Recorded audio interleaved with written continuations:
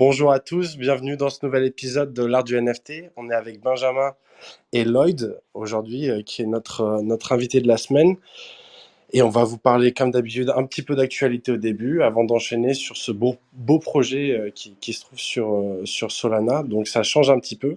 Juste avant de commencer le podcast, je voulais remercier tous nos auditeurs et nos auditrices parce que vous êtes de plus en plus nombreux à nous écouter sur chaque épisode. Donc ça fait chaud au cœur. Et n'hésitez pas aussi à laisser un petit 5 étoiles sur le podcast, sur vos plateformes favorites. Ça va nous aider à faire découvrir justement ces beaux projets. Et qu'est-ce qu'il y avait d'autre aussi? Voilà, je crois que on a plein de choses à se dire aujourd'hui. Benjamin, est-ce que tu as une actualité croustillante pour nous?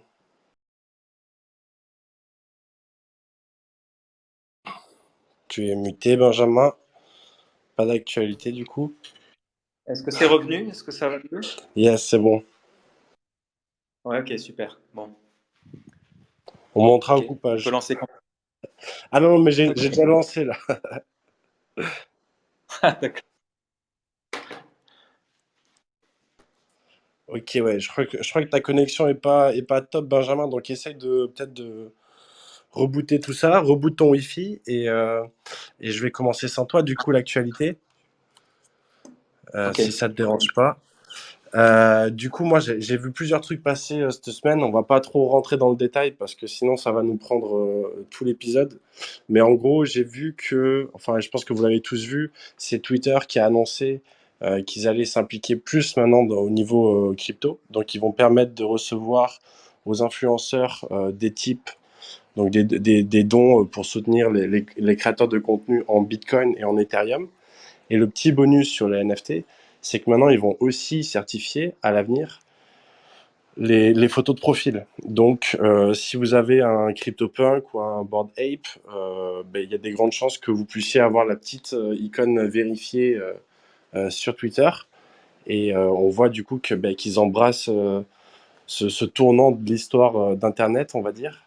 Et que Jacques Dorsey, le fondateur de Twitter, a bien compris justement les enjeux par rapport au métavers. Donc ça, c'était un petit peu ma première actualité que je trouve hyper intéressante.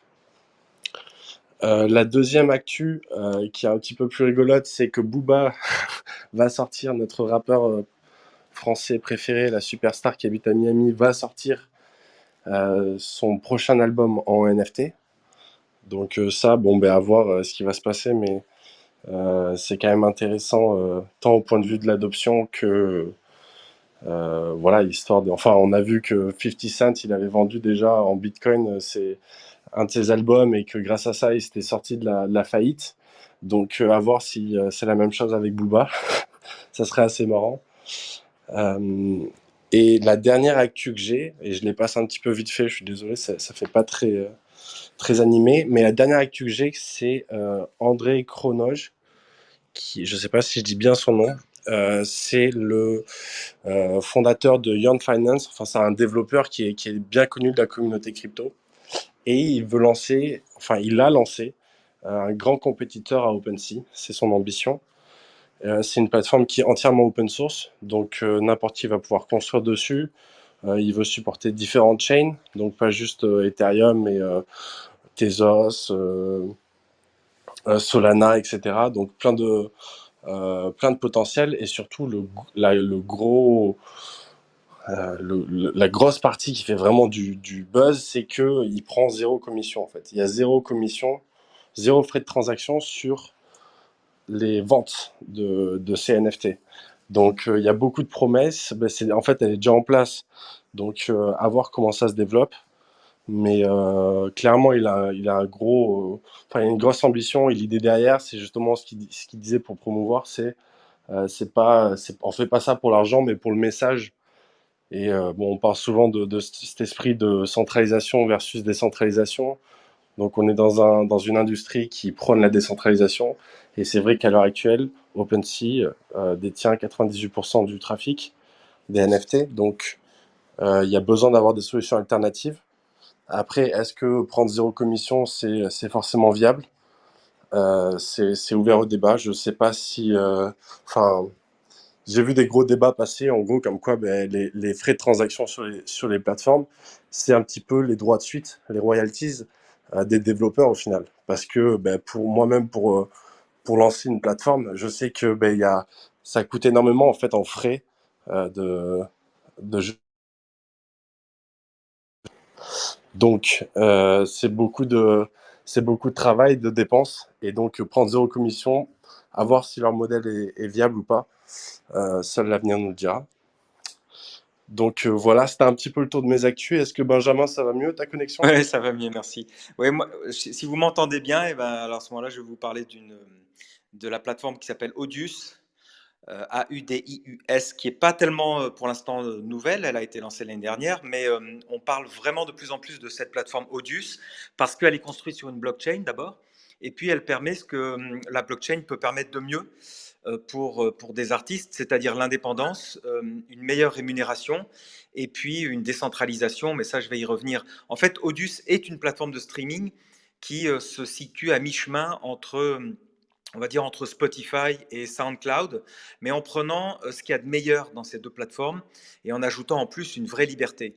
En fait, je pense que cette plateforme Audius, même si elle a encore quelques défauts, elle est un peu en rodage, on raconte beaucoup de choses sur elle, est-ce que tout est vrai, etc. Pour l'instant, en tout cas, l'idée est là et le concept va s'implanter progressivement et je pense que ça préfigure le futur du streaming pour les musiciens, dans le sens où on sait aujourd'hui, les musiciens, même sur Spotify, on sait que Spotify prend énormément de commissions et il y a des artistes qui se plaignent énormément d'avoir énormément de vues, d'avoir vendu beaucoup d'albums et malgré tout Spotify rémunère extrêmement mal les artistes. Donc c'est pour ça que la blockchain peut amener énormément de choses maintenant. Donc, si vous voulez, Audius propose à la fois du streaming et à la fois un système assez astucieux de gouvernance dans les deux sens. C'est-à-dire que l'artiste a d'abord le choix de son mode de rémunération. Donc ça, c'est incroyable. L'artiste peut dire, voilà, moi, je vends ma musique au forfait, ou alors je la vends à la minute d'écoute, ou alors même de manière farfelue, il y a un artiste qui dit, moi, les jours de pleine lune, je décide de vendre ma musique à tel prix, etc. Donc, tout est absolument malléable, puisque, évidemment, pour ceux qui connaissent le NFT, les smart contracts, etc., tout va être codé dans des smart contracts. Et chaque morceau de musique ou chaque morceau de création musicale fera l'objet d'un NFT inclus évidemment dans la blockchain. Et donc, ça laisse une liberté folle. Donc, chacun pourra, en fait, le smart contract sera adapté à chaque musicien. Donc c'est absolument une révolution. Donc Audius permet à chaque musicien d'imaginer sa façon de présenter la musique, sa façon de se rémunérer. Et puis il y a même, ça va plus loin, il y a même une communauté Audius qui va s'agréger autour d'un token qu'on dit un token de gouvernance, hein, qui permet à la fois de décider, comme vous le savez, les DAO, ça permet de décider ensemble dans la communauté la façon dont le site va évoluer, d'amener des améliorations, etc. Et puis, ce qui est dingue, c'est que Audius propose aux artistes de toucher leurs revenus, donc de toucher l'argent, les royalties, soit en euros, sonnant et trébuchant, comme on dit, ou alors en token Audius. Et ce token Audius est coté sur les exchanges, évidemment, on peut voir son cours.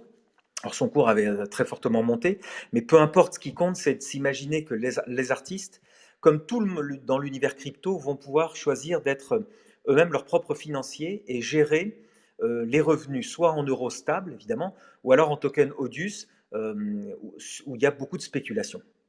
Et donc ça, je trouve ça très fort. Donc ça m'a fortement intéressé. J'ai vu aussi qu'il n'y a pas que moi que ça intéresse des grands artistes comme Katy Perry, il y a aussi Nas, il y a les Chainsmokers, etc., qui ont participé à un autre tour de table de financement de plus de 5 millions de dollars qui a eu lieu il y a quelques semaines. Et je vois bien que l'intérêt est là. Une fois de plus, se libérer des intermédiaires, c'est toujours le rôle de cette blockchain, toujours ce qu'on vous explique, la décentralisation, etc. Comme de la même façon que les NFT dans le monde de l'art peuvent progressivement libérer les artistes de l'emprise des galeries, l'emprise des intermédiaires, et bien de la même façon ici sur Audius, la blockchain libère les créateurs de musique de tous ces intermédiaires. Et alors dans la peinture, il y en a, dans l'art, il y en a juste, il y en a un ou deux, essentiellement la galerie, disons. Et dans la musique, il y en a énormément, les distributeurs, les diffuseurs, etc. Donc ça pourrait permettre d'imaginer vraiment le futur de la musique dans ce système-là. Donc moi, c'est l'actualité qui a vraiment retenu mon attention là. Ouais, et ce que je trouve génial, c'est que tu vois, un petit peu comme Sorare, les boîtes derrière, en fait, sont allées démarcher justement des acteurs qui sont importants sur le marché et qui, du coup, prennent part eux-mêmes. Tu vois, tout comme Sorare va avoir des footballeurs enfin, à leur capital. Là, Audius fait un petit peu la même chose avec cette levée de fonds auprès de grandes stars. Donc, voilà, décentralisation ne veut pas dire remettre tout en question, tout le système, mais plutôt transformer une industrie pour que justement que ça soit enfin, les parties prenantes de ce marché évoluent et que les motivations en fait soient alignées au sein de ces projets. Et donc, qu'il n'y ait plus forcément de différence entre les grosses stars et les petits joueurs parce qu'ils ont tous leur place au final dans cette nouvelle industrie qui est le Web3. Ouais, exactement. Ouais. Le Web 3, on pourrait aussi en parler. Mais je pense que, bon, pour l'instant, c'est pas le moment, d'autant que on a notre invité qui est là sur scène avec nous. Je te propose de directement passer à ce sujet qui nous tient à cœur parce que c'est un projet initié par des Français qui s'appelle les Evil Kids, qui est un projet NFT. On a avec nous Lloyd, qui est avec son pseudo Haken, que j'ai découvert sur Discord. Et il va évidemment présenter le projet. Moi, ce qui m'a plu, c'est que je vous incite à aller voir tout de suite sur Twitter. On voit tout de suite que les Evil Kids, en traduction, on pourrait dire les enfants méchants, les enfants un peu, les bons petits diables, comme aurait dit la comtesse de Ségur. Mais on voit, ils sont tous dessinés à la main. Donc, ce sont des enfants, un peu qu'à la façon aussi donc, de la présentation, c'est comme les Bored Apes ou même les punks, c'est-à-dire qu'ils sont toujours présentés en regardant toujours dans une même direction. On voit qu'il y a un canvas en fait.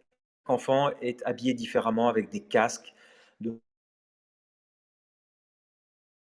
etc. Donc toute une série d'attributs, mais je laisse Lloyd nous présenter le projet de Evil Kids Play.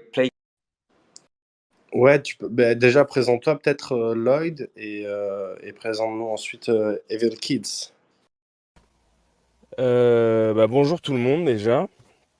Me présenter, je vais faire ça rapidement. Je suis un passionné de crypto depuis quelques années, passionné d'art de manière perso. Et du coup, la vague de NFT qu'on a reçue ces derniers mois, pour moi, c'est un combo gagnant en fait, parce que ça alliait le plaisir de la crypto.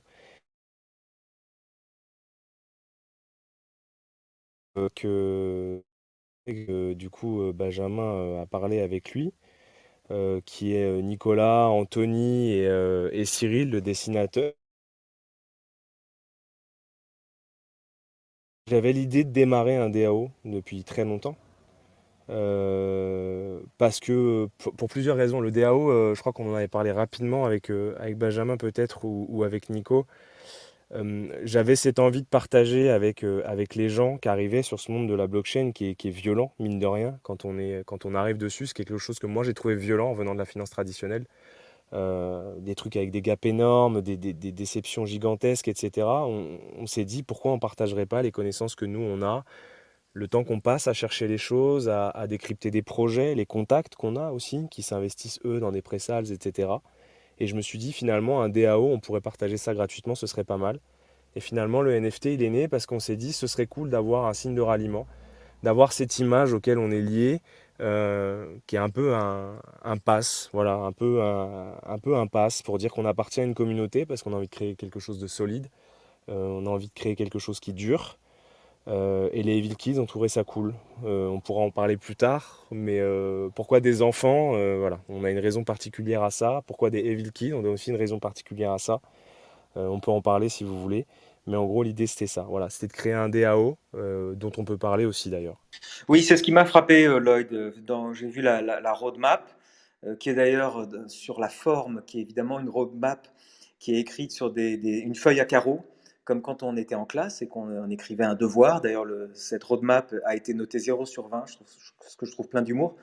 Et je vois bien que ce qui m'a frappé, c'est qu'au-delà des NFT, enfin, au-delà des Evil Kids qui sont dessinés à la main de manière assez précise et assez remarquable d'ailleurs, au-delà de toute cette déclinaison d'Evil Kids, il y a l'aspect communautaire. Donc je vois que d'abord qu'en plus, Il y a des dons, hein, il y a 5% de toutes les ventes qui sont données à une association pour la protection de l'enfance, ce que je trouve déjà tout à fait admirable. Mais surtout, après, il y a une DAO, donc cette Decentralized Autonomous Organisation, qui est une façon de regrouper tous les membres de la communauté. Et puis, je vois qu'il y a une participation active de tous les membres pour faire évoluer ce projet NFT.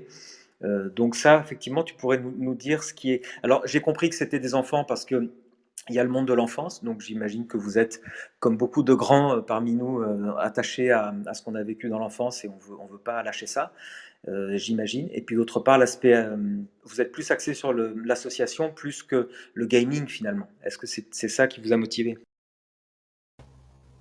Exactement. En fait, on a un mantra, Nicolas et moi, qui vient de Nicolas d'ailleurs. Mourir, c'est de ne plus être un enfant. Pourquoi ce mantra il est important? Parce que quand on est gamin, on n'a pas tous les dogmes, on n'a pas tous les codes sociaux, on n'a pas toutes ces choses-là. Et du coup, on n'a pas cette créativité qu'on a de brider un peu quand on est adulte. On ose plus facilement quand on est enfant parce qu'on n'a pas trop conscience du regard des autres ou des conséquences. Et finalement, quand on devient adulte, ce qui nous bride un peu, c'est souvent les autres. Et quand on veut faire des projets ou quand on veut se lancer, moi ça me rappelle quand j'ai monté ma première boîte où tout le monde me disait de toute façon, c'est pas fait pour toi, ça marchera pas. De voir quand j'ai coulé cette boîte, ça m'est arrivé, j'ai vécu ça, d'avoir les gens qui te mettent plus bactère à te dire, bah tu vois, on te l'avait dit, de toute façon être patron, c'est pas une bonne chose. Et puis finalement, tu viens d'un milieu social. Voilà, où on fait pas des patrons. Donc c'était un peu ce truc-là. Et en fait, ce mantra-là, il m'a permis de me dire, bah en fait, j'ai le droit de tout oser, j'ai le droit de tout faire.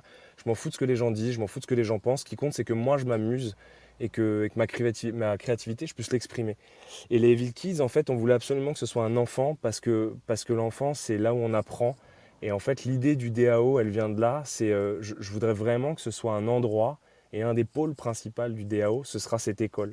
Et en fait, je suis déjà en train de discuter avec des gens que moi j'ai rencontrés au cours de mon parcours ces dernières années sur la crypto, ou j'ai rencontré récemment sur le monde des NFT, pour réaliser des masterclass, faire intervenir des gens, faire intervenir des créateurs, et justement créer ce pôle d'apprentissage avec des gens qui maîtrisent l'analyse technique, avec des gens qui maîtrisent l'analyse fondamentale d'un projet. Toutes ces choses-là, en fait. On voulait emmener les gens là-dedans et on avait envie de créer cette école. Et c'est pour ça qu'on a dit Evil Kid Playground, parce que pour l'instant, le playground, c'est la cour de récré. Et à un moment donné, il va falloir rentrer en classe. Et ça, ce sera après le lunch. Ah, génial. J'aime beaucoup l'opposition en fait entre la simplicité dans la vie d'un enfant et la complexité de la DAO en fait, parce que le DAO c'est un petit peu le graal ultime de la crypto en fait. C'est réussir à créer une organisation qui est autonome mais qui arrive à prendre euh, une bonne gouvernance en fait. Et ça c'est hyper dur à faire parce que c'est déjà compliqué en fait de monter un projet centralisé. Alors en plus décentraliser la gouvernance, c'est un petit peu enfin, c'est un calvaire, concrètement. Donc, est-ce que tu peux justement nous parler un petit peu plus de cette DAO, de la vision derrière, tu l'as évoqué, mais aussi ben, de la mise en place, en fait, comment vous voyez ça? Est-ce qu'il y aura des votes réguliers? Enfin voilà, comment tu vois la DAO mise en place de manière concrète? Alors, le DAO, on va l'articuler pardon, en 3 points.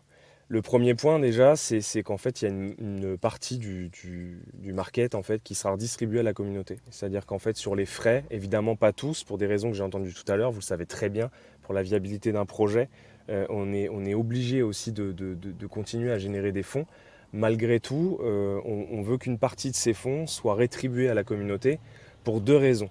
La première, c'est de manière très simple, c'est-à-dire ce sera une redistribution directe. Et la deuxième, sous système de vote. Et ce système de vote, il servira à alimenter le troisième point clé du DAO que je vous expliquerai après. Le deuxième point clé, c'était justement cette école, donc créer tout un univers d'apprentissage où on va pouvoir apporter de la connaissance et surtout faire monter le niveau de l'ensemble du DAO. Et le troisième point, c'est qu'on va réinvestir une partie du lunch dans différents investissements.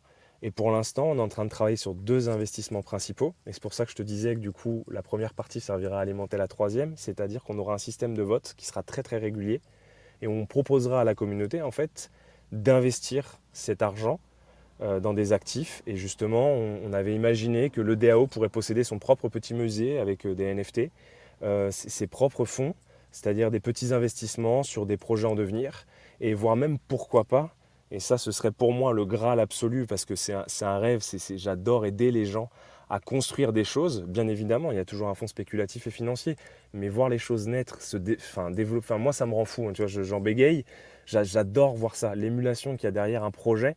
Et justement, si dans notre communauté, il y a des gens qui ont des projets pour construire des applications sur la blockchain ou lancer des NFT avec une vraie valeur pour le coup, ou des artistes tout simplement, bah justement proposer à la communauté de voter. Est-ce qu'aujourd'hui ça vous intéresse de financer ça? Et donc du coup la finalité c'est de se dire que comme un fonds d'investissement, chaque fin de trimestre ou de semestre ou même fin d'année, se dire bah voilà, on a généré tant d'argent et on le redistribue à la communauté, ou si elle le veut, encore une fois par système de vote, de continuer de le réinvestir, aider la communauté. Et toujours pour le coup, en fond, il y aura toujours une partie de donation. Et pour revenir aux 5% dont tu parlais, Benjamin, on a parlé avec les mecs de Lead Jésus, que vous connaissez peut-être du coup, avec qui je suis en contact. Et l'un d'entre eux a une association en fait qui protège les enfants qui sont victimes du trafic d'humains. Et donc potentiellement aujourd'hui, on serait plus parti vers cette association-là, pour revenir sur les 5%. Ok, génial. Mais j'ai des milliers d'autres questions. Euh, Déjà, j'ai vu, vous êtes sur Solana, c'est ça? Sur la blockchain Solana? Effectivement, on est sur la blockchain Solana, ouais. Et du coup, pourquoi ce choix? Enfin, le gros du trafic sur les NFT se fait sur Ethereum, même si Solana a effectivement bien gagné en adoption, même au niveau des NFT. Donc, est-ce que tu peux nous expliquer un peu pourquoi ce choix déjà et qu'est-ce que ça change par rapport à lancer un projet sur la blockchain Ethereum? Alors ouais, ça a été un choix difficile. Difficile parce que tu te confrontes à ce que tu viens de dire, le trafic. Donc où tu te mets un point de facilité, entre guillemets, en te disant si aujourd'hui je rentre sur Ethereum, que j'ai les bons contacts avec un peu de promo, etc. Et vu le flux qu'il y a sur Ethereum, tu as quand même pas mal de chances quand tu lances un NFT à quelques milliers d'atteindre ton objectif. Pourquoi Solana? Parce que je suis un grand, grand ferveur de Solana. J'ai eu la chance d'arriver très, très tôt sur Solana. Parce que j'ai énormément de mal avec Ethereum. Pour être honnête avec vous, Ethereum, moi, en tant qu'investisseur, sur le papier, aujourd'hui, j'ai énormément de mal pour plusieurs raisons dont on peut discuter. Alors, les maximalistes me diront, mais t'es malade, c'est une chaîne prioritaire, il y a beaucoup de gens dessus, ça y est, c'est adopté, comment tu peux dire ça? Moi, je pense qu'aujourd'hui, il y a beaucoup de nouveaux projets qui arrivent, qui vont faire beaucoup, beaucoup de mal à Ethereum. Je ne dis pas prendre leur place, mais qui en tout cas vont leur prendre des parts de marché. Et je voulais justement, en créant un DAO, aussi accompagner les gens vers un projet qui, selon moi, a encore énormément de choses à donner et qui est ultra investi dans la construction de son écosystème, ultra investi dans les choses qui arrivent dessus. Et j'avais envie, voilà. Forcément, il y a un truc perso, hein, parce que je suis sur Solana et parce que j'adore Solana. J'avais envie aussi, en tant que lead sur le DAO, d'emmener les gens vers Solana. Et sur plein d'autres projets d'ailleurs qui se construisent dessus. Ouais, avant de, à part ça, si tu veux, moi j'avais envie de rebondir sur l'aspect enfantin. Donc pour revenir au projet vraiment initial ce que sont les enfants. Donc ça m'a touché ce que tu as dit sur le monde de l'enfant, le monde de l'adulte. Et moi qui viens de l'art contemporain, on a tous en mémoire nous cette phrase de Pablo Picasso qui disait j'ai passé ma vie à essayer de pouvoir dessiner comme un enfant. Et ça m'a toujours frappé cette façon dont l'art moderne, effectivement, les grands artistes modernes, qui dessinaient comme des dieux, hein, on sait que ce soit Miro, Picasso ou Chagall, ce sont des gens qui, à la base, ont une formation de dessin merveilleuse. Et donc, ils dessinent vraiment tous comme à la Renaissance. Et pourtant, quand on regarde leurs œuvres, c'est extrêmement enfantin, le trait est simplifié, etc. Donc, vous avez repris cette idée de l'enfant, même si je trouve que dans vos NFT, les Evil Kids sont extrêmement bien dessinés, justement. Je trouve qu'il y a une recherche graphique assez poussée. Et puis, dans les derniers Evil Kids, où il y en a un qui a une hache, il y en a un autre qui a une tronçonneuse ou une batte de baseball, il y a une vraie violence qui s'exprime malgré tout. Il y a beaucoup de evil kids qui ont des yeux, donc ce sont evil, hein, donc ils sont quand même inspirés par le diable, il faut le rappeler. Donc ils ont les yeux rouges, ils ont les yeux du diable, et ils véhiculent une vraie violence finalement. Donc j'aime beaucoup cette opposition aussi, Florent en parlait, l'opposition entre le fond et la forme, quoi. Hein, la forme c'est enfantine, mais le fond est extrêmement violent. Donc ça m'a touché. Et puis après, j'ai vu qu'il y avait des projets d'extension. Donc j'imagine que Solana, on parlait de la blockchain, ça va peut-être vous permettre avec des frais réduits par rapport à Ethereum, peut-être justement une blockchain qui est en pleine expansion et qui investit les NFT que depuis quelques semaines, je crois. Ça va vous permettre peut-être de faire un métaverse ou en tout cas de développer l'univers des Evil Kids. J'ai vu que c'était dans la roadmap de faire des environnements autour des kids. J'imagine des villes, des écoles, des stades de football, etc. J'imagine que c'est ça, non? Alors effectivement, on a teasé un petit peu sur la roadmap, mais il y a cette volonté en fait d'effectivement, c'est développer l'univers en 3D déjà, pour pouvoir l'intégrer dans le monde numérique dans lequel on vit aujourd'hui. Ne serait-ce que pour créer un monde virtuel dans lequel on rentre pour aller à l'école, avec des salles de classe, pour rendre ce monde-là vivant tout simplement. On avait eu l'idée, en toute honnêteté, on a clairement eu l'idée de se dire on adorerait faire un jeu vidéo, on adorerait faire un play to earn, parce que ça nous fait rêver. On a grandi dans les années 90, on a connu l'avènement des jeux vidéo, etc. On a tous rêvé un jour enfant de dire je créerai un jour mon jeu vidéo. Le problème c'est que le marché est saturé, ça coûte énormément d'argent de développer un jeu vidéo, et aujourd'hui promettre à des gens un play to earn sur un jeu vidéo, alors que c'est ni notre univers à nous, ni nos compétences, ni notre spécialité finalement, ça aurait été mentir aux gens. C'est-à-dire que nous de toute façon, on a décidé d'être faire du début à la fin, et il était hors de question qu'on vende du rêve aux gens qu'on ne pourrait pas faire derrière. On a vu trop de gens se faire, je vais être violent dans le terme, mais se faire éclater par des NFT où les mecs sont venus faire des hold-up. On n'a surtout pas envie de finir dans ces projets-là. Et donc on n'avait pas envie de faire une roadmap qui fait rêver avec des trucs en 3D, avec des jeux vidéo qui allaient arriver, avec des promesses de pourcentage énormes, etc. J'ai même vu maintenant que les gens vendent des intégrations dans Star Atlas. Pour parler avec des gens de Star Atlas, il n'y a absolument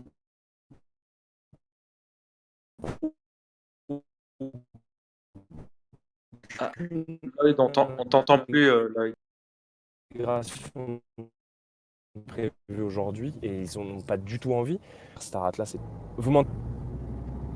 Attends, Lloyd, on a raté. Là, vous Tu as eu m'entendez? une interruption de réseau.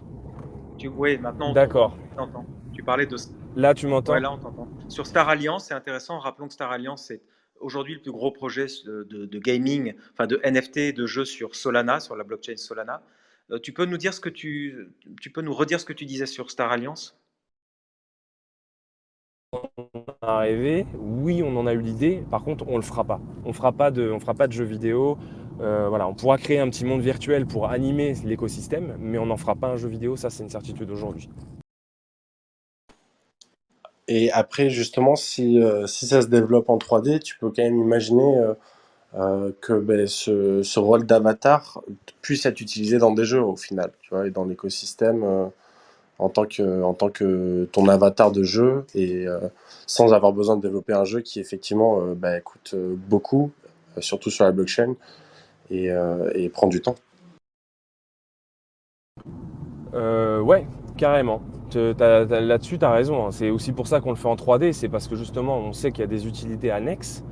Après, en revanche, en étant voilà, des joueurs, en sachant que dans la communauté, il y a beaucoup de joueurs, par contre, c'est prévu dans les fameux investissements dont je t'ai parlé, de créer aujourd'hui des investissements dans du play to earn et développer des guilds, etc. dans les jeux pour pouvoir justement développer des rendements, etc. On s'est dit que pour motiver la communauté, pour la faire bouger, surtout pour créer des liens, parce qu'en fait, ce qui fait qu'un DAO tient, c'est que tu crées une famille. Clairement, le mot, c'est celui-ci, hein. Moi, aujourd'hui, je suis dans le Monk DAO. Pour ceux qui connaissent, c'est parce que c'est une famille. Les gens se parlent tous les jours, au quotidien. Le Discord est ultra actif. Vous l'avez vu, le price floor, il a explosé à plus de 200 Solana hier. La seule et unique raison pour que ça arrive, c'est parce que tu crées une famille qui défend son floor price et qui défend le projet. Et c'est ce que nous, on veut aujourd'hui, c'est créer Et justement, que ça soit pour une collection de PFP ou une DAO, pour ceux qui nous écoutent, comment tu lances ça concrètement? Genre, c'est quoi les étapes? Avec qui tu dois bosser? Est-ce que tu peux nous en dire un petit peu plus justement parce que je sais que c'est un sujet qui intéresse quand même beaucoup de monde. Et l'expertise en France est quand même, elle est pas répandue. Donc, si tu veux nous partager quelques insights que tu as, c'est avec plaisir. Alors aujourd'hui, je vais vous raconter une anecdote qui va peut-être vous faire rire. Pour ceux qui connaissent le Monk DAO, donc c'est le DAO qui s'est monté sur les apps business. Pour la petite blague, j'ai minté un nombre plutôt honorable de apps business. J'en ai eu quelques rares que j'ai vendus à un monsieur qui s'appelle Jamie Jem. Jamie Jem aujourd'hui est un administrateur du Monk DAO et pour la petite anecdote, le Monk DAO en fait finalement c'est moi qui l'ai créé avec Jamie Jem. J'ai créé ce Discord avec Jamie Jem. Courant août, on était deux pélos et on a commencé à inviter des gens que vous connaissez probablement aussi aujourd'hui si vous vous intéressez un peu à Solana, par exemple comme Sol Big Brain, OXLon, etc. Et en fait, ce Discord s'est construit tout doucement. C'est devenu finalement un DAO qui aujourd'hui est ultra complet. Et donc j'ai pu suivre la naissance de ce DAO. Pour la petite anecdote qui fait mal quand vous voyez le floor price aujourd'hui, je n'ai plus aucun app business. Enfin, j'en ai un, j'ai le mien, mais j'en ai plus aucun des autres. Et je n'ai absolument plus aucun pouvoir dans ce Discord. Donc j'ai eu un rôle honorable d'OG. Hein, donc ça c'est parce que voilà, j'ai eu le malheur de partir en vacances au mauvais moment. Hein, on disparaît vite. Mais bon, soit dit en passant, voilà, on a construit ça. Je sais comment construire un DAO. Et il n'y a pas, en fait, il n'y a pas de tips. Honnêtement, il n'y a pas de tips parce que le DAO va dépendre énormément des gens qui vont le construire. Et vous allez avoir à l'intérieur du DAO toute la mentalité des gens qui l'ont construit et aussi les valeurs qui vont avec. Pour info, on est entre nous, là je pense qu'il n'y a que des Français, il ne doit pas y avoir quelqu'un dans les DAO. Le Monk DAO aujourd'hui s'est construit sur une valeur financière extrêmement forte. Il est dirigé par une dizaine de personnes. Et en fait, il y a plein de projets annexes qui sont mis en avant sur le Monk DAO, qui ont été construits de manière un peu cachée par ces 10 membres, qui aujourd'hui en fait sont en train de mettre des projets en avant, etc., les vendre à la communauté. Donc c'est complètement malhonnête, hein, c'est complètement malhonnête. Mais voilà, et le Discord est en train de changer. Tu commences à avoir des gens qui disent ouais mais attendez, j'ai cru comprendre que le mec dans tel projet en fait c'est OXLon avec un pseudo, et puis qu'en fait c'est Pim avec un autre pseudo. Ça commence à être pourri de l'intérieur, parce que ça a été construit de manière pourrie. Et nous, le DAO, le construire, en fait, j'ai besoin d'aide pour ça. Donc je suis en train de faire appel à des gens qui sont essentiellement anglophones. Et c'est aussi pour ça d'ailleurs qu'on est aussi en train de prévoir la traduction sur les directs, etc., avec des traducteurs pour que les Français puissent y participer. Et il n'y a pas de tips, honnêtement, il n'y a pas de tips. C'est toi avec tes compétences qui va amener ça, qui va essayer de les proposer aux gens et de les emmener avec toi dans ton histoire, dans ton vécu et de ce que tu as envie de faire en fait sur la blockchain. Nous aujourd'hui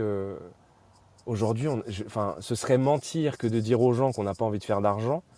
Euh, Par contre, on vous dit aussi la vérité quand on dit que la priorité aujourd'hui, que ce soit Nicolas, que ce soit moi, etc., on n'a pas besoin de ça pour vivre.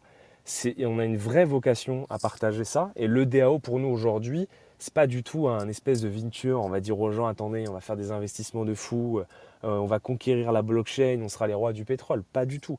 Pas du tout. Aujourd'hui, on a envie de créer un DAO où on va monter les gens en compétences, on va les aider un peu comme TEDx, à faire venir beaucoup de gens qui vont leur partager des idées et pas forcément financières. Hein. Ça peut être comment on construit un projet, ça peut être l'explication d'un projet tout simplement. Par exemple, on a passé nous énormément de temps avec le Monk DAO, etc. C'était à parler avec les mecs de Grab Protocol qui aujourd'hui développent des choses ultra intéressantes pour les réseaux sociaux et justement la rémunération, etc., des créateurs de contenu. Tu parlais de Audius, nous on a investi là-dedans, mais il y a des mois déjà, j'étais dans les pré-sales.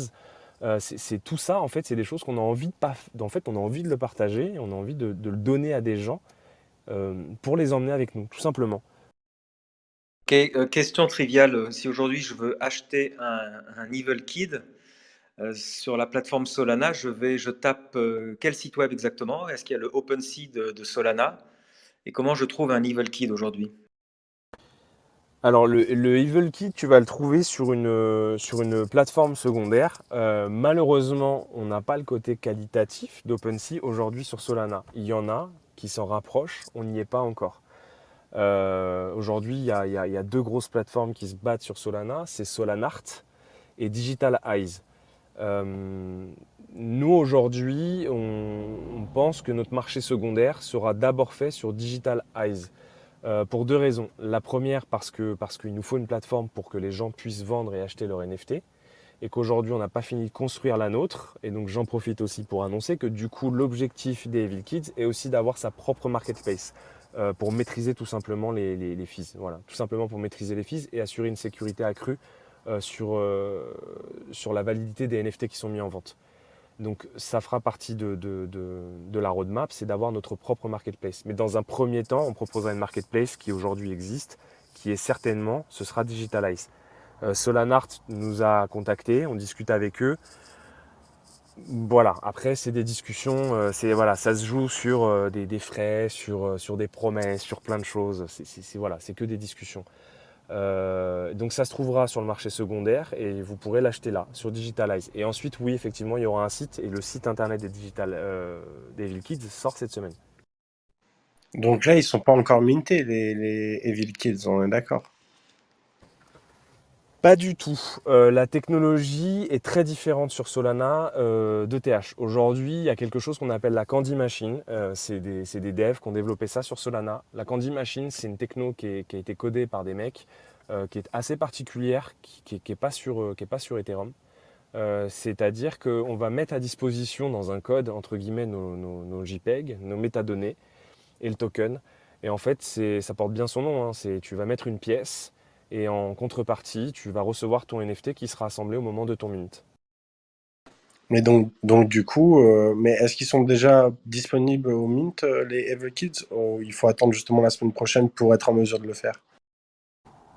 Les Evil Kids ne sont pas encore disponibles au mint. On va annoncer la date sur le Discord, hein, donc je peux te la dire. Aujourd'hui, là, on va faire ça au mois d'octobre. Et pour te donner la date exacte, ce sera le 23 et ce sera à 18h UTC. Ok, donc le 23 octobre, et donc du coup, comme disait Benjamin, comment on fait si je veux acheter sur Solana? Donc je présume il me faut du Solana, il me faut du Sol, le token de Solana, mais il me faut aussi que je télécharge un wallet spécifique autre que MetaMask. MetaMask n'est pas compatible encore avec Solana. Donc sur le Discord, courant semaine prochaine, on va mettre en place tout le processus pour créer un portefeuille fantôme. On va dire, le portefeuille star aujourd'hui sur Solana, c'est le portefeuille fantôme. T'en as un autre qu'on mettra certainement aussi, mais on expliquera correctement le processus hein, qui est assez simple, hein. C'est comme un MetaMask, hein. Si tu crées, tu décides, ça prend 1 minute 30 hein, de créer un portefeuille. Ensuite, on expliquera aussi le processus depuis Binance, depuis FTX et depuis d'autres plateformes pour transférer, enfin acheter et transférer des Solana sur ton portefeuille fantôme et du coup pouvoir avoir accès au mint. Est-ce que j'ai cru comprendre dans vos discussions que c'était très ETH aujourd'hui de votre côté? Ouais, c'est un peu là où il y a la majorité du trafic, mais c'est aussi pour ça qu'on t'a invité, parce que c'est hyper intéressant d'avoir des perspectives d'autres entrepreneurs qui sont sur d'autres blockchains. Parce que, comme tu l'as dit, je pense pas qu'il y aura qu'une blockchain que ce sera Ethereum qui va gagner la course forcément, et qu'elles auront toute leur utilité. Et Solana, justement, a mis un bon coup dans la fourmilière avec les transactions et enfin le nombre de transactions par seconde, etc. Donc, en vrai, oui, ça bouge beaucoup sur Solana et voilà, on veut pas se faire dépasser et on veut pas que notre auditoire passe à côté d'opportunités aussi. Donc, c'est cool pour ceux que ça intéresse et qui sont curieux du coup et qui veulent changer un petit peu d'Ethereum. Ben, il va falloir qu'on vous mette le lien du Discord des Evil Kids dans la description de l'épisode. Rappelle-le-moi, Benjamin, pour pas qu'on oublie. Et parce que du coup, ben ouais, si t'as des ressources en plus pour éduquer, ça peut être pas mal, effectivement. Oui, on va passer, j'en profite pour dire à tous ceux qui nous écoutent qu'ils peuvent commencer à lever la main si vous voulez poser des questions à tous ceux qui sont sur scène et surtout pour le projet Evil Kids, on vous fera monter sur scène avec grand plaisir, on vous donnera le micro. Mais pour dire à Lloyd que on n'est pas du tout spécifiquement Ethereum, c'est parce que, par exemple, à l'époque de Iketnu, quand ça a commencé à monter en puissance en mai, on a énormément parlé de la blockchain Tezos et on a tous eu des expériences. Moi, j'ai vendu aussi sur Iketnu, etc. Et Solana, d'un seul coup, Solana, les NFT sur Solana ont commencé à émerger avec le projet Star Alliance, dont tout le monde a parlé évidemment. Mais ton projet, je le trouve absolument parfait. Mais là, tu m'apprends qu'il y a une plateforme qui s'appelle Digital Eyes, que je ne connaissais même pas. Et en fait, on sait que OpenSea, qui est la plateforme star sur Ethereum, est tout simplement la plateforme star de tous les NFT, puisque je crois que c'est plus de 90% des transactions de NFT, mais tout ça va changer, je suis entièrement d'accord. D'ailleurs, il ne faut surtout pas qu'il y ait de monopole dans le domaine des NFT, ce serait le comble. On essaye de briser tous les monopoles anciens, donc on ne va pas en créer des nouveaux. Donc je suis d'accord. Tu parlais d'un prix d'un Evil Kid, tu parlais d'un prix de 200 sols aujourd'hui, donc 200 tokens Solana.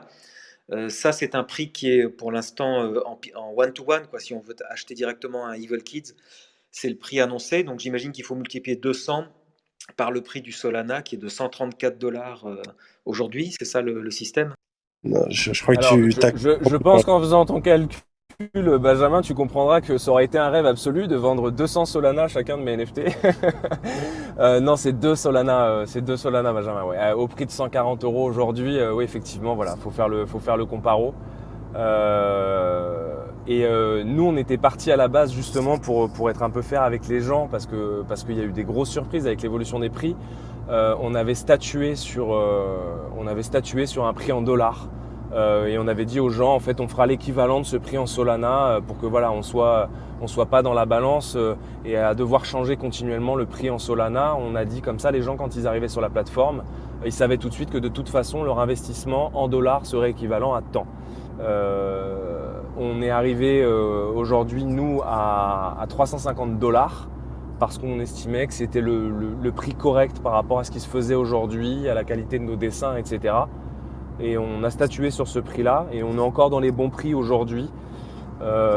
Si demain on devait être amené à le changer, on serait capable de le changer. Voilà, parce qu'on est aussi là pour écouter la communauté et c'est quelque chose sur lequel on peut encore toucher.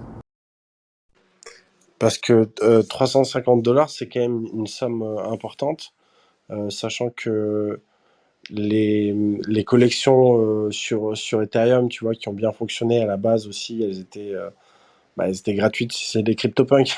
Mais tu vois, c'était plus des 0,01 Ether, 0,03, qui équivaut ouais, dans les 100 dollars, on va dire. Est-ce que justement tu mises un petit peu sur les OG de Solana, on va dire, qui ont vu leur coin, leur token se valoriser énormément ces dernières semaines et du coup profiter peut-être du fait que voilà, s'ils l'ont eu beaucoup moins cher, qu'ils aient moins de réticence à investir dans ce projet. Alors, il y a un peu de ça. Après, en fait, nous, on s'est fixé en fait sur les prix du marché au moment où on a créé le projet. Et c'est pour ça que je te dis on n'est pas, c'est pas définitif dans le sens où si aujourd'hui la communauté elle nous dit que ah, voilà, nous aujourd'hui on pense que c'est un peu cher, etc. On serait capable de faire un geste là-dessus. Après, pourquoi aussi on a statué sur ce prix-là? C'est parce qu'en fait, aujourd'hui, il y a 20% du lunch qui est réinvesti dans le DAO. Ça veut dire que nous, aujourd'hui, dans le lancement, il y a 20% de la somme que tu vas donner aux Evil Kids qui est directement réinvestie dans le DAO, donc dans ces fameuses collections, etc., les investissements dont on a parlé. On va lancer la machine avec. Donc déjà, dans les dollars, il y a 20% de ton investissement qui va déjà être intégré, qui va te revenir finalement. Et comme je te le disais, oui, effectivement, il y a aussi se caler sur les prix. Aujourd'hui, tout le monde lance à 2 Solana. Et c'est pour ça que pour l'instant, on n'a pas changé. On a dit 2 Solana. C'est-à-dire qu'aujourd'hui, en fait, sur le papier, en fait, c'est même pas vrai. On a dit 350 dollars, mais on continue de dire aux gens que ce sera 2 sols. Alors qu'aujourd'hui, 2 sols, c'est pas du tout 350 dollars. Donc pour l'instant, on a statué sur 2 sols. Parce que ça arrange tout le monde et parce que c'est plus bas que ce qu'on avait annoncé et que nous, ça nous convient d'avoir 2 sols. Ok, très clair. Ouais, vous avez raison et je suis curieux du coup de voir. Et tu nous as pas dit combien il y allait avoir de Devil Kids en tout. Ah, on a fait une petite blague sur les Evil Kids. On se demandait le nombre qu'on voulait limiter. Donc, on ne voulait pas faire 10 000 parce qu'on voulait augmenter aussi un peu la rareté, etc. Et finalement, on a statué sur 6 668. Donc 666 parce que les Evil Kids et 8 parce que c'est voilà, c'est le chiffre qui est le symbole de l'infini. Et on s'est dit Evil Kid Forever, ce serait drôle. Voilà. Tout bête, comme des gosses encore, tu vois. Génial. Ouais, j'adore aussi les jeux sur les mathématiques. J'adore. Rappelons que 666 est le chiffre du diable dans la Bible. Et ouais, alors j'espère on fera pas peur aux Américains avec ça, mais voilà, ça nous a fait marrer. Après, après les Evil Kids, juste je fais une parenthèse parce qu'on n'en a pas parlé, c'est super important. Le dessinateur, il s'appelle Cyril Terpan. C'est un mec qu'on connaît parce que surtout Nicolas et moi, on vient un peu du milieu du cinéma, etc. Et Cyril, à la base, c'est un mec qui fait du dessin pour les storyboards de plein de grands films d'ailleurs. Il a participé à pas mal de films euh, qu'il n'a pas nécessairement voulu partager, mais il a aussi fait voilà, beaucoup de artwork pour des jeux vidéo connus, pour des films, etc. Et donc la patte que vous avez appréciée, que nous aussi on aime beaucoup, parce qu'il a réussi à faire en sorte que quand les NFT sont assemblés, on dirait qu'ils ont été dessinés en une seule fois, malgré qu'ils aient vraiment ce coup de crayon. Et donc voilà, c'est Cyril Terpan et on est très content de ce qu'il nous a fait. Même si on l'a beaucoup drivé et saoulé, très longtemps, on l'a saoulé beaucoup. Mais voilà, et du coup, le jeu Devil Kid aussi, pour ceux qui ont remarqué, c'était de faire des références à tout cet environnement des années 90, début 2000. Donc c'est que des références à des films, des mangas, des musiques, des jeux vidéo. Voilà. Oui, j'ai vu, puis il y a une référence qui me touche particulièrement, moi qui suis un fanatique de bande dessinée, c'est le Mad Magazine, le magazine Mad, qui est une référence depuis 40 ans dans la bande dessinée. Et il y a ce fameux garçon aussi, qui est un kid, et qui est inclus dans toutes les satires de films que l'on peut trouver dans ce magazine. Et donc il y a vraiment un coup de trait vraiment comics américain qui me plaît beaucoup. Et en plus, il y a un univers 3D, donc en fait le dessin, j'imagine, est retouché dans un logiciel 3D. Donc il y a vraiment un environnement qui est complètement actuel en fait. Donc ça marche bien. Alors Cyril va être très content. Il n'y a pas du tout de retouche 3D. Justement, c'est son coup de crayon qui arrive à donner un peu cet effet en jouant avec les ombres, les fonds aussi, parce on a pris aussi le parti pris de beaucoup travailler les fonds. On les a pas encore présentés tous, mais il y a des fonds simples. Ce que vous pouvez voir aujourd'hui sur le Discord sont des fonds simples pour nous. Et il va y avoir des fonds beaucoup plus complexes. Et on va finir quasiment à 14 fonds. Très peu de NFT font ça. Et on a surtout voulu équilibrer le nombre d'accessoires. Vous prenez les Degen App, hein, qui a un peu buzzé récemment parce qu'il y en a un qui est parti à plus d'1 million de dollars. Il y a 41 accessoires de tête. Donc quand tu dis qu'il y a 130 accessoires dans ta collection, qu'il y en a déjà 41 qui sont des accessoires de tête, en termes de diversité, c'est compliqué. Nous, on a vraiment une répartition très équilibrée. On a beaucoup travaillé là-dessus. Il n'y a aucune retouche 3D, c'est vraiment du pur dessin. Alors c'est vraiment génial alors. C'est que du dessin sur Photoshop, je te promets. Ah ouais, c'est carrément, alors c'est canon, vraiment j'adore. Ouais, et on peut rappeler aussi que l'engouement qui vient de ce genre de collection, c'est aussi le fait que si vous tombez sur un personnage lors de la création qui a des traits vraiment rares, vous pouvez gagner, comme disait Loïd, un bon pactole, notamment avec la collection qu'il y a eu des singes sur Solana, où il y en a un qui est parti à plus d'1 million. C'est justement parce qu'il y avait des traits exceptionnels qui le rendaient extrêmement rare par rapport à tous ses compères. Donc c'est aussi ça qui arrive à créer de l'engouement sur ce genre de collection, c'est de se dire qu'il va y avoir certains privilèges. Il y en a, c'est juste les traits, mais par exemple, un autre projet qui a été porté par un Français, c'est World of Women. Et dedans, je trouvais qu'ils avaient un modèle assez intéressant parce que justement, il y avait des tokens qui avaient des privilèges du style euh, investisseur, collectionneur, curateur.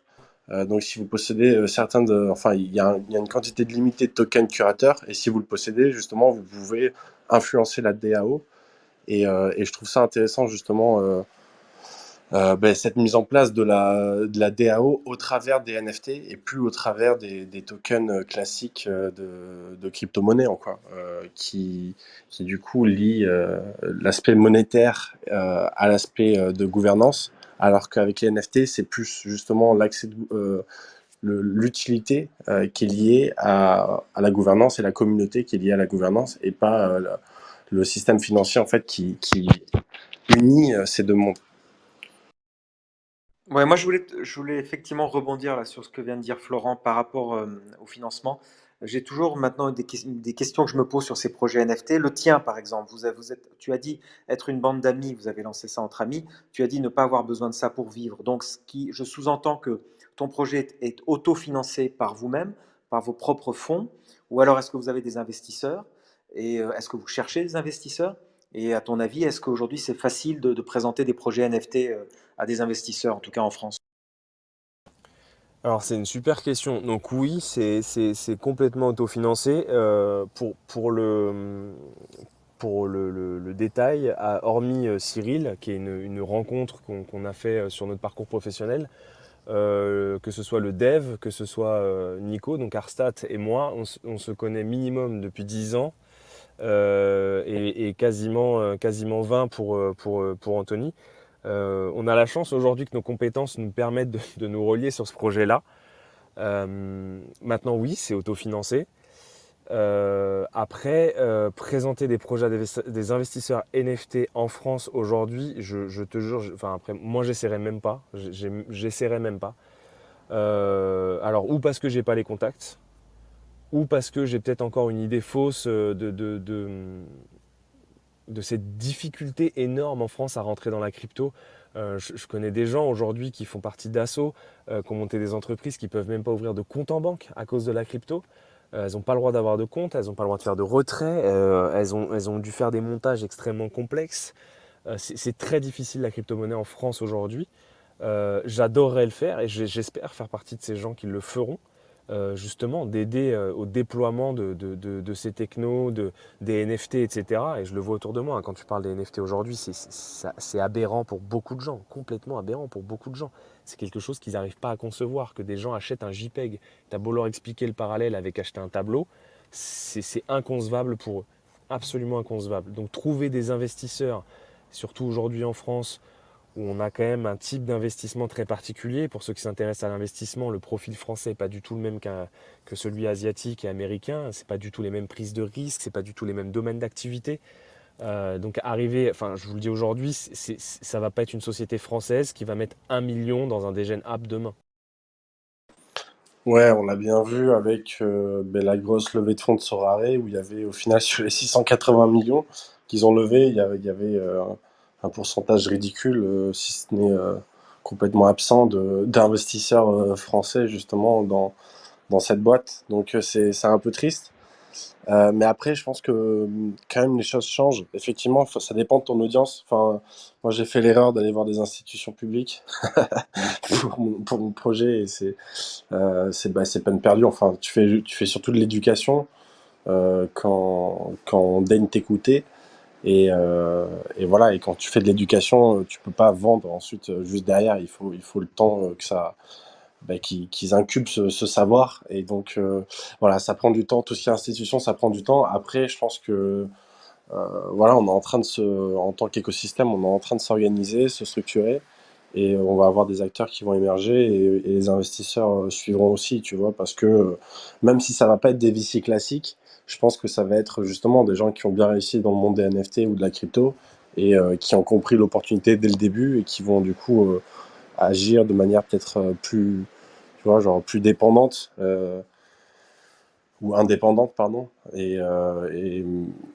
ou en DAO d'ailleurs, parce que je pense que même, enfin on n'en a pas trop parlé pour l'instant d'autres DAO, mais il y a des grosses DAO de gros collectionneurs par exemple qui investissent de plus en plus, enfin, où en gros la structure du DAO va servir de VC en fait, de fonds d'investissement moins classiques, mais plus communautaire et donc du coup qui a ce double avantage d'avoir la force financière et aussi l'attraction communautaire et qui peut faire décoller les projets en fait.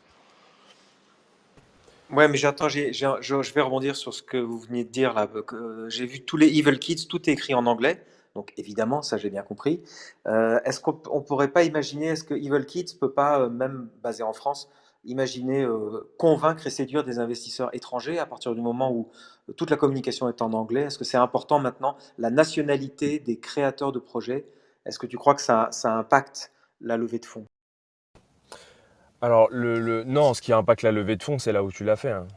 Enfin, pour avoir fait d'autres levées de fonds sur d'autres projets, c'est les gens à qui tu parles.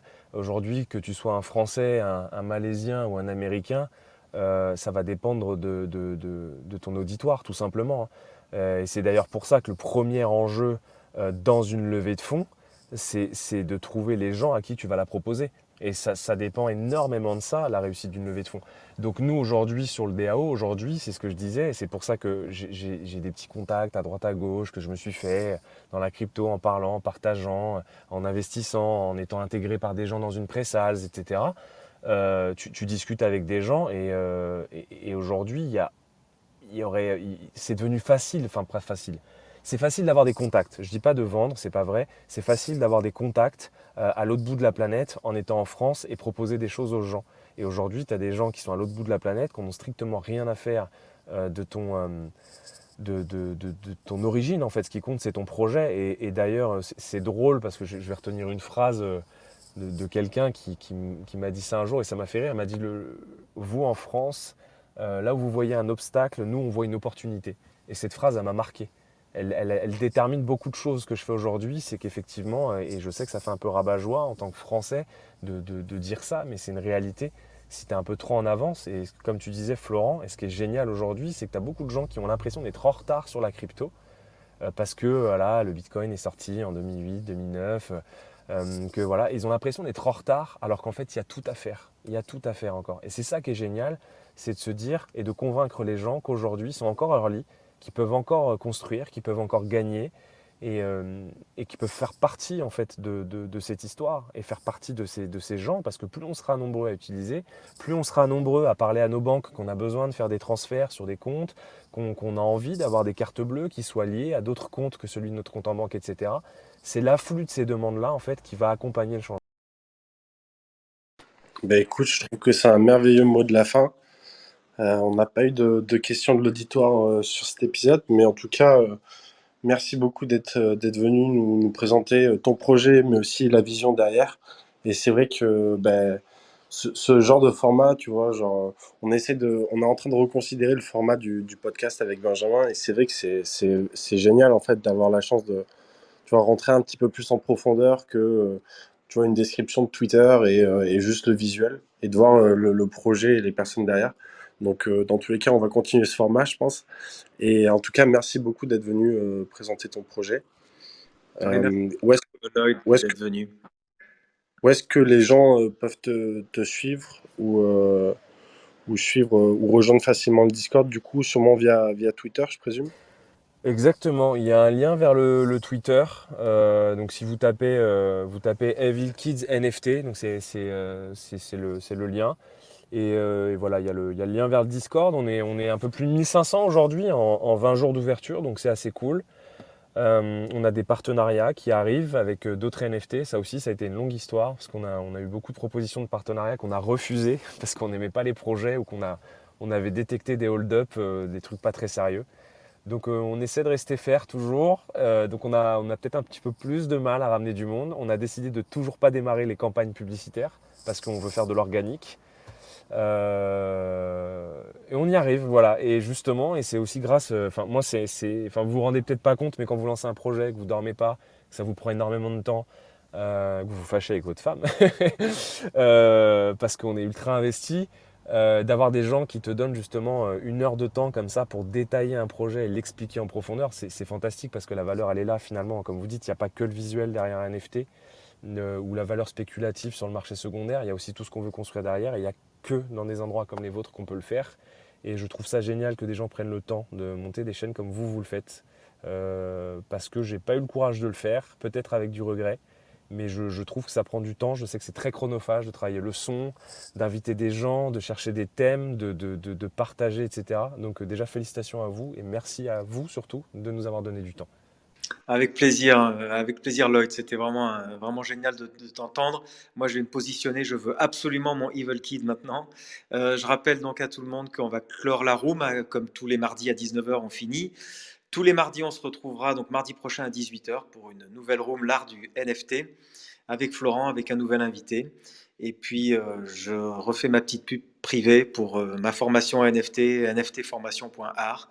Pour commencer dans les NFT, Florent a peut-être un mot de la fin, sinon on peut clôturer et remercier tout le monde. Ouais, juste Loïd, si il te reste un Evil Kid à donner pour notre auditoire, on pourrait faire un petit jeu concours aussi. On va lancer notre Twitter. Donc voilà, si jamais ça t'intéresse, toucher un petit peu à notre auditoire, on peut lancer un jeu concours. Voilà, tu nous diras en privé si tu veux. Ah mais je peux te le dire en public. Ah, tu n'as même pas besoin de me demander si ça m'intéresse. Déjà c'est normal, ben, déjà c'est normal pour commencer, je trouve. Et ouais, carrément, carrément, on en discutera et il n'y a pas de souci pour des NFT et des whitelists. Si tu veux lancer un concours, c'est avec grand plaisir. Au contraire, Ouais, 1000 fois. génial. Ouais, on se demandait ça, on s'appelait justement avec Benjamin, on se dit, bon, mais ça serait pas mal justement de faire des giveaways réguliers pour commencer à avoir ben, des vrais collectionneurs qui rejoignent notre auditoire, ou des gens que ça intéresse ou qui débutent. Donc voilà, ça peut lancer des passions justement de recevoir un NFT gratuitement qui commence à valoir. Donc ben, écoute, génial, merci beaucoup. On va en parler et vous tenir rapidement au courant ceux qui nous écoutent en replay. N'hésitez pas du coup à nous suivre l'art du NFT sur Twitter et Evil Kids NFT sur Twitter aussi. Voilà, bonne semaine à tous et à la semaine prochaine. À Salut tout le bientôt. monde. Salut tout le Merci. monde. Salut.